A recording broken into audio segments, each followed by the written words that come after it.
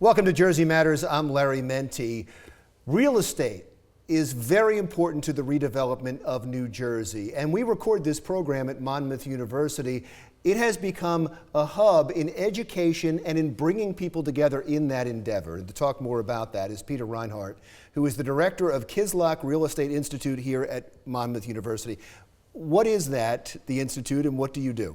Well, thanks, Larry. The Kislak Real Estate Institute is the first higher education center for real estate studies in the state of New Jersey. It was founded actually 22 years ago now, and it was established initially as a program, as an institute, just to train, further educate, if you will, people already in the real estate industry. And then in 2006, the Kislak family, which was an iconic New Jersey real estate firm, celebrated their 100th anniversary and wanted to do something special. And so they gave a sizable donation, if you will, to the university to rename the Monmouth University Real Estate Institute the Kislak Real Estate Institute. And with those funds, we were then able to move from just a continuing education program to a university degree program. And we now have students who are able to get a Bachelor of Science in Business with a real estate concentration, as well as an MBA in real estate. And we've continued with the ongoing education. Oh, and that's fascinating. So let me put those two things together and move a step further. So you're not only educating students to become part of the redevelopment, either here in New Jersey or wherever they end up, yes, but by bringing developers in and retraining them, you're hooking the two of them together. We're hooking the two together in several ways. One, my prior career, I was general counsel for the state's largest home builder, Hovnanian Enterprises, for 33 years. Yeah. Been teaching at Monmouth 20 years, but 4 years ago I retired from Hovnanian now to become the full-time director of the Kislak Real Estate Institute. So besides myself, with my 33 years of war stories, all the other professors that we have are all experienced practitioners. They're lenders with banks, they're attorneys experienced in the industry, they're MAI appraisers, they're developers, and they come into the classroom and tell their stories, their experiences, and their knowledge with these students. Yeah, so you have these professors, but you have these people that are involved in projects happening right now and development happening right now that they can be a part of. Absolutely. In fact, the fellow who teaches our real estate finance class is a senior vice president with one of the major banks. And he comes in and says, today I was analyzing this deal for this big developer, and here's what we're doing tonight. And the kids just love that. I remember when we had the housing bust, right, and I looked at a list of the most overpriced areas in the country. Naples, right, Florida was there, and the Jersey Shore. Yep.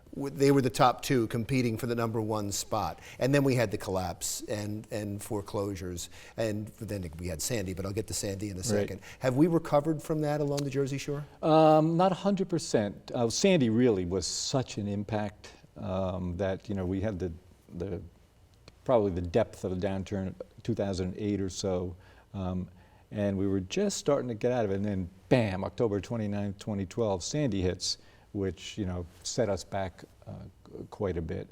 And so the redevelopment along the Jersey Shore has been so impacted by Sandy. The building codes have changed, the flood insurance laws have changed, so it's much more expensive now to own a home at the Jersey Shore than it was prior to Sandy. It's much more expensive to own a home, but the cost of the homes, are they less? Well, you had, right after Sandy, for the first 6 months to a year, you had some great buying opportunities, because you had some people who their financial situation was such, they had no choice but to sell.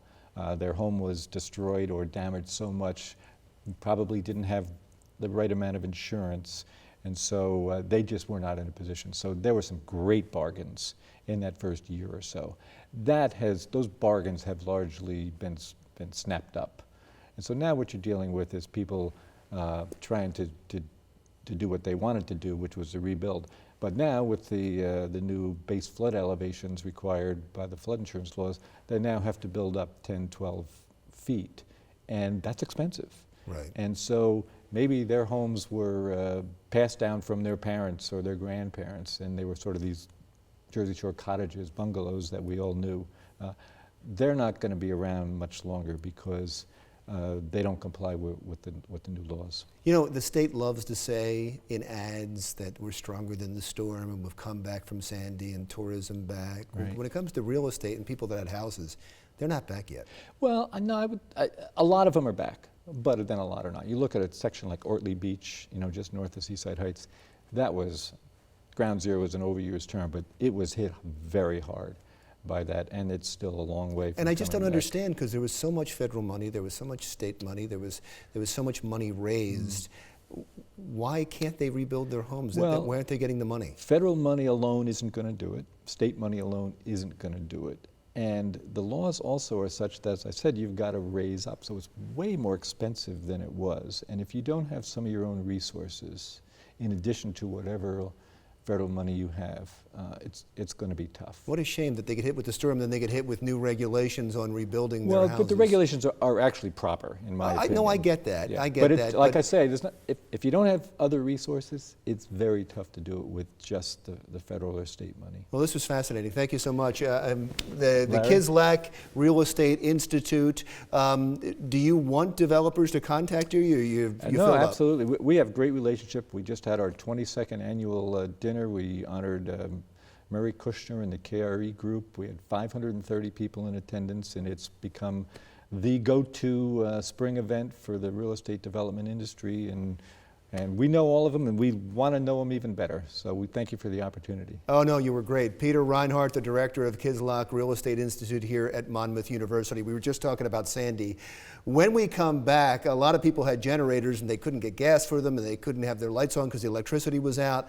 This next guy is an inventor who invented a generator that worked right through Sandy, and he was the envy of his neighborhood. We'll see him and his invention when we come right back.